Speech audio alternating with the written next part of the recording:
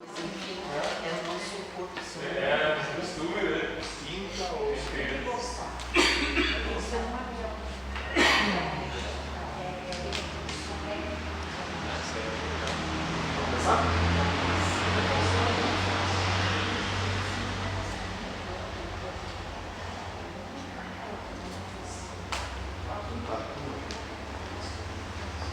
Bem-vindos, mais um dia, segunda-feira. Hoje a gente vai falar sobre o amor dos relacionamentos, amando. É o tema que veio na cabeça. Se tiver qualquer vontade de se manifestar, questionar, perguntar, falar qualquer coisa, isso não é uma doutrinação, é um diálogo, é uma proposta de entendimento, onde a gente busca exclusivamente ampliar as possibilidades, não restringir coisa alguma, certo? Então, vamos lá, e vocês vão ver que nós vamos repetir todas as partes que foram feitas que não foram gravadas, a gente podia botar no canal da casa, então nós vamos repetir todas elas. Vamos lá, amando, o amor dos relacionamentos. E a proposta é como aumentar nossa capacidade de amar nos relacionamentos. Como é que a gente pode aumentar nossa capacidade de amar nos relacionamentos? Alguém se atreve a dizer alguma coisa? Dá mais liberdade. Como mais para amar? Liberdade, compartilhamento. Perfeito. Primeiro descobrindo o amor próprio. Se amando, até seria interessante, né? Lembrando a proposta Como a ti nós mesmo. mesmos. O que é esse amor? É o respeito, é o cuidado. Isso, ou seja, Te indica a você. isso, É todo exato, tudo que tu te permite, permita a ele também. E vice-versa. Primeiro tem que descobrir o que é bom para ti. Isso, O que é perfeito. bom para ti não é bom para o outro. Então, descobre as tuas verdades, Isso. respeita. Ótimo. E põe Te compreende o que é importante e o que não é para ti, e depois tu olha para o outro e compreende o que é importante e o que não é para o outro. A partir do momento que essas compreensões têm afinidade, bom, vamos dar seguimento. Porque complicado é estar num relacionamento com alguém onde não há afinidade, ou seja, um quer ir para a esquerda e outro para a direita. Agora tu falou, o vídeo hoje saiu lucidez é compreensão, uma visão da lucidez. Então ela falou em compreender o amor, né? Então compreender antes de tudo. E nós vamos, e como a espiritualidade traz para a gente vai ter o primeiro entendimento que a gente de verdade não ama, mas que o máximo que a gente pode chegar é respeito. É respeitar o outro. Quando a gente respeita o outro, a gente está mais próximo do que seria o amor, dentro do entendimento de amor universal, amor espiritual. Né? E esse respeito está no respeito de dar ao outro o direito de ser, estar e fazer. O que bem entender. Mas vamos lá, vamos continuar nossa proposta. O amor do ser humano. O amor que o ser humano diz que sente é um amor conceitual. O amor do ser humano é uma satisfação de um desejo. Então você ama alguém quando esse alguém lhe satisfaz. Se ele deixar de lhe satisfazer, você deixa de amá-lo. Então esse é o entendimento, esse é o conceito de amor humano, ou seja, ele é condicionado. O amor humano é baseado em condições, ou seja, tu faz o que eu quero, eu faço o que tu quer, a gente fica junto. Se um deixa de fazer, opa, vamos romper relações, porque é um entendimento de condicionamento de um pelo outro. Perfeito? Ou alguém vai dizer que não? O bom é quando tem gente que diz que não. Né? Vamos lá. E o amor universal? Para o Espírito, o amor não tem condição, não necessita de coisa alguma, não necessita ser satisfeito por coisa alguma e possui 3 características básicas.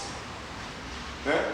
Primeiro, o amor universal é composto de felicidade e alegria. Então, amar é um estado de felicidade permanente, não como exaltação, mas como um estado de espírito onde se alcança a harmonia com o universo e a paz interior. É preciso haver uma felicidade eterna e não um prazer passageiro para que você chame de felicidade. Então, dentro do entendimento do amor espiritual, que não é um amor baseado em condições, e não se baseia em condições, ele se baseia em características. Primeira característica é que quem ama, ama universalmente, e esse universalmente faz com que manifeste-se felicidade, não importando o que acontece, porque simplesmente ama. O mais próximo que a gente pode chegar nessas situações, e que ainda está deveras longe disso, é o amor patriarcal, no sentido de que não importa a situação que o filho se encontra, vai continuar amando. Mas isso é próximo, porque esse amor, ele transcende qualquer situação. Transcende que um filho, por exemplo, tire a vida do outro.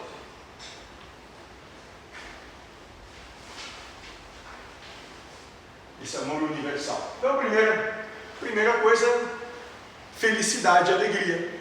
E essa felicidade num estado perene, ou seja, não importa o que esteja acontecendo, ela continua sendo manifestada, mas não num sentido de gargalhando como um bobo, mas no sentido de compreendendo tudo o que acontece. Segundo, compaixão. Não uma compaixão no sentido de sofrer com o outro, mas uma compaixão no sentido de ter a plena compreensão do sofrimento do outro.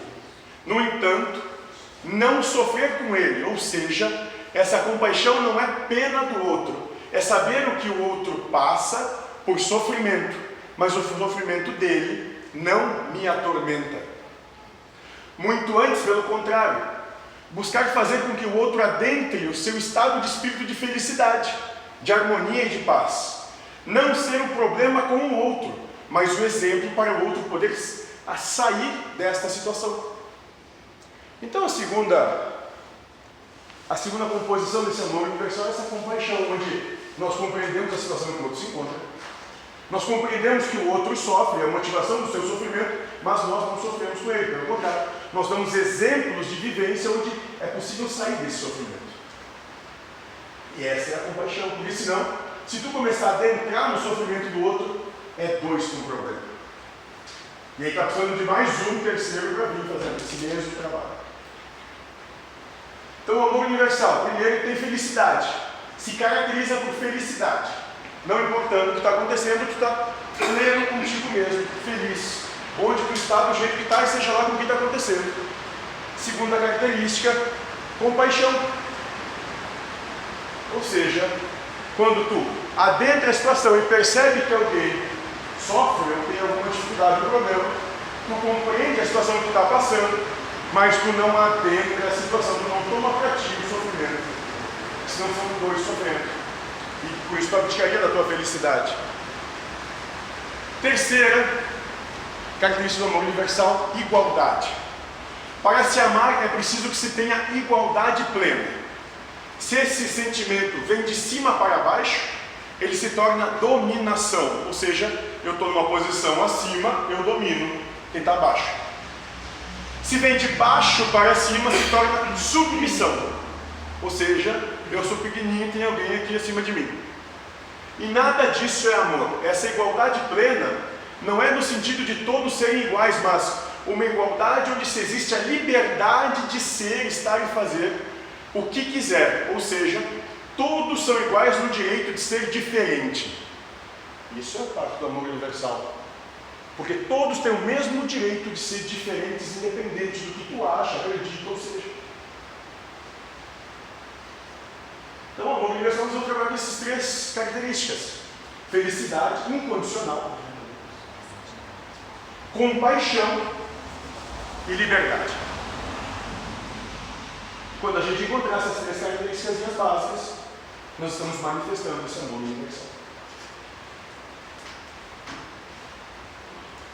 Tranquilo? Diferente do amor condicionado que o humano coloca, ou seja, quando algo acontece, quando tu faz o que eu quero, eu te amo, quando tu não faz, eu não te amo. Tranquilo? Amor não tem condição. Se tiver condição, é qualquer coisa menos amor. Relacionamento. Então, existem 3 tipos de relacionamento entre encarnados, ou seja, entre pessoas como nós que encarnam. A exceção é o Lindomar, que já desencarnou, ele só não sabe. Né? Isso. Então, 3 tipos de relacionamentos encarnados. O primeiro dele é um relacionamento profundo, ou seja, um relacionamento de família. É o primeiro tipo de relacionamento. O segundo são os relacionamentos de longa duração, as amizades. Né? E essa amizade pode estar naquele se odiar mutuamente. A gente considera isso como uma amizade também. Aquele ódio eterno de um pelo outro, sabe? Isso é um relacionamento de longa duração também. E terceiro, relacionamento passageiros, ou seja, são os que passam pela sua existência e depois se perdem. Colegas de trabalho, colegas de faculdade, de aula, pessoas que têm uma vivência curta e podem ser até intensa essa vivência e depois nunca mais viram outra vez. Eles são passageiros, não ficam. No livro dos Espíritos está dito que o Espírito escreve sua encarnação com as relações que terá. Então, aqueles que fazem parte das suas relações profundas ou duradouras são relações karmáticas, que provêm de outra existência. E os relacionamentos passageiros são relações karmáticas desta encarnação. Ou seja,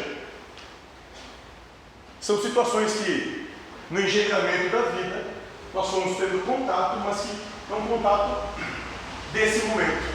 Não é uma relação que vem, que é um pouco mais que é mais profunda, que é mais duradoura, que é longínqua, né? E que vai trazer mais oportunidade de prova. Então, todo relacionamento é um karma escrito antes da encarnação ou merecido nesta. Ou seja, toda pessoa que tu encontra, toda situação que tu passa, tudo que te acontece que tem vínculo de outro, não importando quem seja, como seja, acontece única e exclusivamente porque é um karma seu. Ou seja, karma não num sentido de qualquer coisa ruim, mas no sentido de que é a herança que tu deixa para ti mesmo.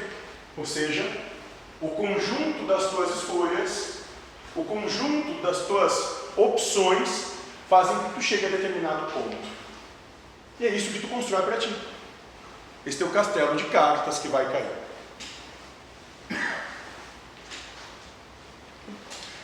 E como escolhemos relações profundas e duradouras? Pessoas que vão implicar mais da nossa encarnação.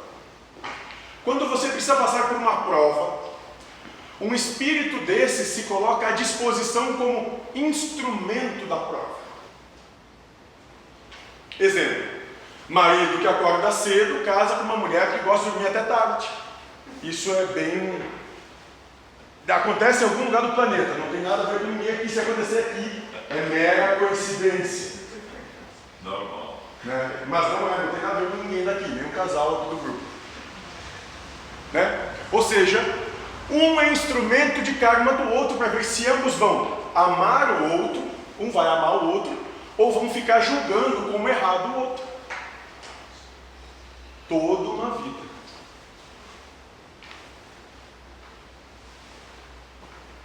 Vocês começam a compreender pequenas situações dos relacionamentos que todo mundo tem, de uma forma ou de outra, que nada mais são do que oportunidade de se manifestar amor. E que vão acontecendo dia a dia. Aquela formiguinha que trabalha silenciosa, mas todo dia, carregando um pedacinho de folha dela. No final de uma encarnação, ela transportou uma montanha. E esse é um karma de relações profundas e duradouras. É um que transporta montanhas. O que foi? Não? Tudo bem, Paty? Está tranquilo? Te viu em alguma situação assim? Não. Não, nada? Não, nunca nem vi. Tá bom. É quando estão muito quietos assim me assusta. Deve estar falando coisas que não acontecem com ninguém. Né? E os relacionamentos passageiros? O espírito demanda uma prova de desapego material. Por exemplo, mas o espírito vem falhando sucessivamente nessa prova, ou seja, tendo várias oportunidades de se desapegar materialmente, ele continua apegado. Para essa situação, o espírito então solicita, no seu gênero de prova escolhido, ou seja, no mapa da vida dele, que ele fez antes de encarnar, que caso ele se endureça na prova, ou seja, se ele não abra a mão das posses, do seu possuir, Deus providencia um ladrão para que roube tudo que ele se apega. Amor de Deus em ação. Ou seja, durante a nossa vida a gente veio para trabalhar o nosso gênero como gênero de prova escolhida, ou seja, como situação karmática, a questão da posse, da possessão de possuir o que é material. E sucessivamente a gente se desvia da prova, ou seja, tendo a oportunidade de abrir mão, se manter apegado. Uma, duas, N vezes. Chega um ponto que diz, bom, então, já que tu não quer fazer por amor, vai ter uma oportunidade de fazer pela dor. Se tu não vai se desapegar de um jeito, vai vir alguém e vai tirar tudo que tu tem, para ver se tu vai aprender a se desapegar do outro. Porque como nós vivemos situações de polaridade, nós vivemos num mundo polarizado, nós temos sempre a oportunidade de realizar a prova com uma ponderância de amor, ou seja, tendo abnegação, altruísmo, acolhimento, compreensão, desprendimento, sacrifício pessoal. Ou nós temos uma prova, uma ponderância de dor, quando a vida vem, passa por cima de ti como um rolo compressor e realiza o que tu, por amor, não quis realizar. E aí, a resposta é: tu vai amar Deus sobre todas as coisas, ou tu vai continuar pegado ao teu individualismo?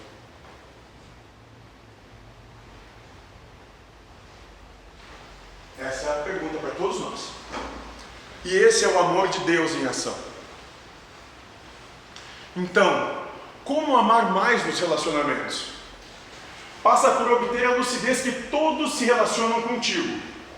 Passa por obter a lucidez que todos que se relacionam contigo não são seus inimigos ou estranhos, mas sim instrumentos do seu karma, que você pediu, tendo essa lucidez, que não estão fazendo por sadismo, mas sim porque você precisa e merece.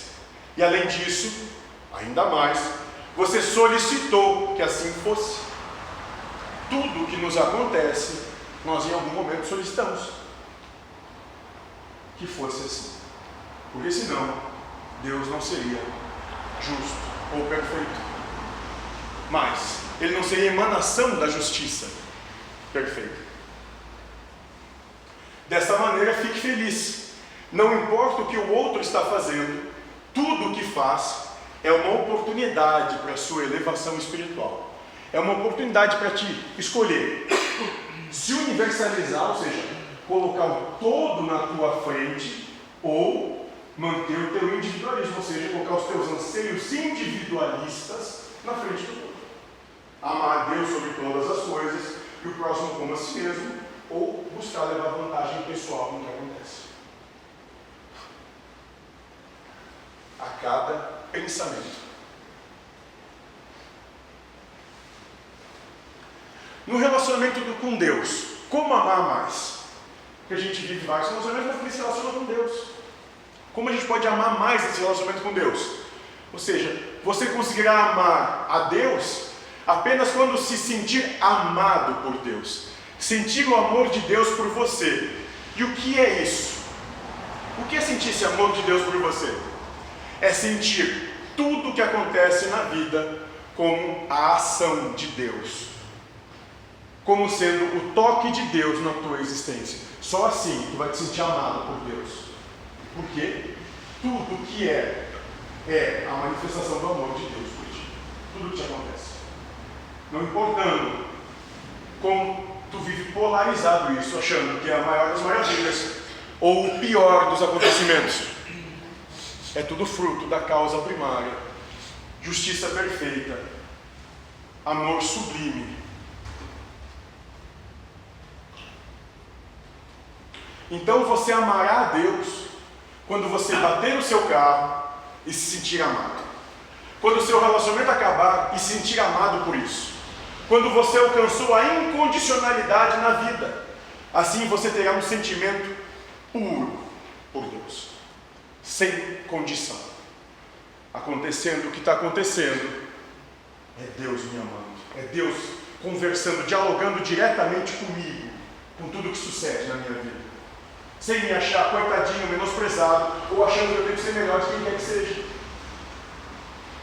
Porque quando essa proposta se encerrar aí, caso não tenha desconfiado que vai se encerrar para todo mundo, ninguém vai ficar para a semente. A única coisa que vai levar é o amor que tu manifestou, ou a culpa de não ter manifestado quando podia manifestar.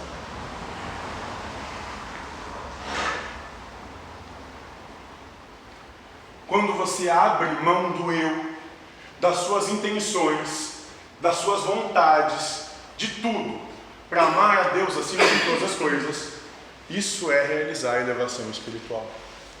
Então essa é a proposta, e por isso a gente não está dizendo que tem que sair por aí, como fez, se eu não me engano, Esaú, rasgando suas roupas, se pintando com cinza e correndo no meio do mato, dizendo: vocês são tudo louco, eu não quero mais isso para mim. Mas compreendendo que se tu tem uma posição mais confortável que o outro, tu não é melhor que o outro por isso. E que se sucede algum mal com alguém, aquele alguém não é inferior por isso. Todos são iguais. E não tem um só que é coitadinho, ou que é vítima, ou que é algoz. Todos estão nesse grande teatro que é dirigido por Deus para cada um fazer a sua parte na obra geral. Em todos os relacionamentos. Tem perguntas? Então, só lembrando a frase que o Paulo falou. Vocês imaginar todo mundo dentro do mesmo barco, né? No meio de uma tempestade, são todos iguais, se abracem e se vejam como iguais. Talvez ali seria o amor, né? De se ver como igual. Isso. Mas, nada melhor. perfeito. Mas entender que o outro tem plena liberdade de fazer o que ele quiser, sim. Mas tu também tem plena liberdade de não se manter preso a ele. No sentido de que, sim, tu quer cometer qualquer coisa, qualquer situação que para mim é desconfortável, vai, faça, eu não te julgo, porque é questão tua com Deus, mas eu prefiro outras coisas para mim. Então, tudo bem, está tudo bem. Porque a proposta de amor não é uma proposta de subserviência ao outro, mas é uma proposta de comunhão e conciliação com o outro. Porque quando um não quer, dois não vão brigar. E se um quer brigar, seja tu aquele que abre mão de obter vitória. Porque quando tu abre mão da vitória, tu não briga. Deixa o outro falando sozinho. E é tão óbvio que parece infantil. Mas a gente faz isso todo dia. Mas é uma inconformidade, aí entra onde? Tu não te conforma com o que te acontece. Tu não te conforma com as dores, tu não te conforma com a tristeza, tu não te conforma com... Né? Acho que parece assim que a gente nasceu bem para ser feliz e tudo que é infelicidade parece uma desgraça, tu não te conforma. Perfeito. E isso a gente vai buscar Buda. Buda, Siddhartha se ilumina, se torna Buda quando ele compreende que tudo no mundo é sofrimento. Ou seja, tudo no mundo ele é feito para que tu tenha a oportunidade de sofrer enquanto tu te entrega para o mundo. Tu te entrega no sentido de que importantes são as coisas do mundo. Esse caminho que o mundo, que o sistema humano coloca, é o caminho que só leva ao sofrimento. Então, tu vive esse caminho porque tu não tem escolha. Tu tem que viver o teu dia a dia. Nós estamos aqui para viver isso, para viver essas provas, expiações, missões dos discípulos. A gente está vendo isso. Mas tendo a consciência, a lucidez de que tu não é escravo disso. E que ninguém existe para saciar os teus anseios. E nem tu para saciar os anseios do outro. Mas para quem sabe buscar conciliação. E chegar ao ponto que se não é possível fazer a conciliação, bom, segue o teu caminho em paz. Eu vou buscar seguir o meu em paz. Até o final da vida passa uns 200. Mas... E isso? Não. Se não tiver... 200 milhões. É. Isso não acaba nunca.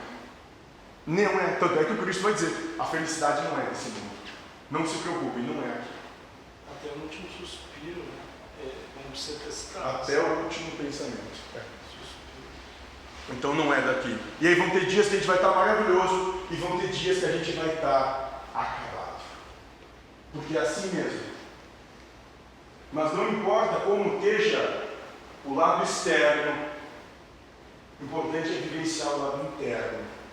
Sabendo que um dia da caça, outro caçador, não foi o meu dia, amanhã vai ser. Porque é assim.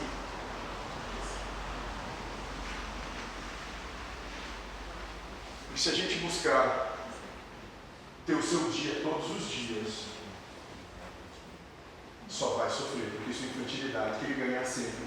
É coisa de criança imadura. É aqueles que são emocionalmente infantis. A gente tem que compreender que a gente vai perder muito, mas muito mais do que ganhar. Que o normal da vida é tu perder. Quando tu abre mão, tu perde bem, ou seja, tu compreende que é assim mesmo. E esse perder vai de alguém tomar a vaga que tu ia estacionar no carro. Das coisas pequenas. De estar o banheiro ocupado por outro. Né? De chegar em casa e estar o filho chorando. E a mulher desesperada. É nisso. O que acontece com todo mundo o dia todo, de uma forma ou de outra, cada um no seu universo, vai acontecer. A gente tem que aprender a coexistir com tudo isso que vai acontecer. Porque não tem outra maneira. Se a gente não aprender a coexistir com paz, harmonia e felicidade com essas coisas, a gente vai viver uma existência de sofrimento só. De puro sofrimento, em troca de instantes de prazer. E esse é o objetivo do nosso trabalho aqui. Compreender que se entregar para isso, é se entregar num caminho que a gente troca instantes de prazer por meses de sofrimento na vida. E que talvez isso não valha a pena.